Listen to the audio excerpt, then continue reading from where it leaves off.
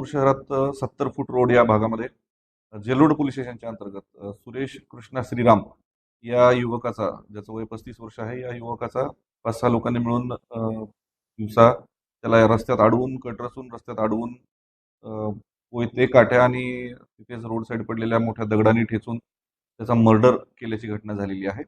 सदरील घटना झाल्यानंतर तात्काळ घटनास्थळी सर्व वरिष्ठ अधिकारी आणि तपासाची टीम्स तिथे पोहोचलेल्या होत्या. पोलीस स्टेशन जेल रोड यांच्या टीम आणि क्राईम ब्रँचच्या स्पेशल टीम आम्ही आरोपींसाठी रवाना केलेले होते. साधारण 1 तासाच्या आत 6 पैकी 5 आरोपी आपण अटक केलेले आहेत.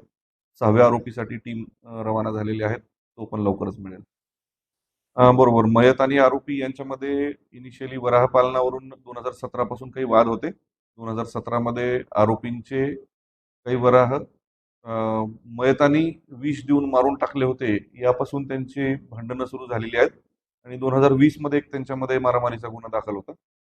त्यानंतर त्यांच्यामध्ये आपसात कुठला वाद नव्हता, परंतु यावेळेस म्हणजे आज त्यांनी संबंधित मयतास या जुन्या वादाच्या आणि भांडणाच्या कारणावरून मारून टाकल्याचं प्रथमदर्शनी निदर्शनास येते तपासामध्ये.